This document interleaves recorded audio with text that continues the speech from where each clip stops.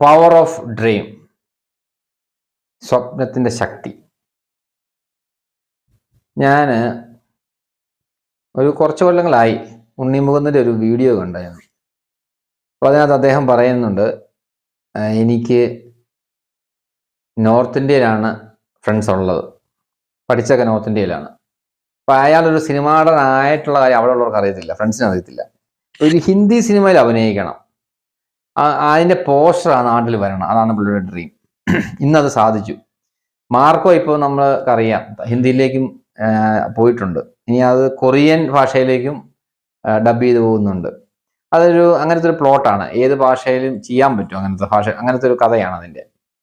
അപ്പോൾ അയാളുടെ സ്വപ്നമാണത്. അപ്പോൾ അതിന് പറ്റുന്ന രീതിയിലുള്ള ആൾക്കാർ, ഡയറക്ടറും കഥയും കാര്യങ്ങളും പ്രൊഡ്യൂസറും എല്ലാം ഒന്നിച്ചു വന്നു. അതാണ് ലോ ഓഫ് അട്രാക്ഷൻ. അത് അയാളുടെ ചിന്തകളിലൂടെയാണ് അട്രാക്ട് ചെയ്തതാണ്. അപ്പം അയാളുടെ ഡ്രീമാണ്, അതുകൊണ്ടാണ് അങ്ങനെ അന്നത്തെ ഇൻ്റർവ്യൂ പറഞ്ഞത്. ആ ഡ്രീം നടന്നു. ഇനി അതിനപ്പുറത്തേക്കുള്ള സിനിമകളും അയാൾക്ക് ചെയ്യാനുള്ള സാധ്യതയുണ്ടായി.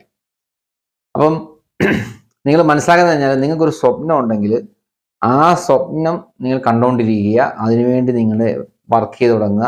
സാഹചര്യങ്ങളും വ്യക്തികളും സാഹചര്യങ്ങളും നിങ്ങളിലേക്ക് സംഭവിക്കും, അത് നിങ്ങളിലേക്ക് അട്രാക്ട് ചെയ്ത് വരുന്നതായിട്ട് നിങ്ങൾക്ക് മനസ്സിലാവും. സാഹചര്യം എന്ന് പറഞ്ഞാൽ അത് സംഭവിക്കാനുള്ള ഘടകങ്ങളായിട്ടുള്ള സാഹചര്യങ്ങൾ ഒരുങ്ങി വരുന്നു. വ്യക്തികൾ നമുക്കറിയാം, പീപ്പിളാണ്, മനുഷ്യന്മാരാണ്.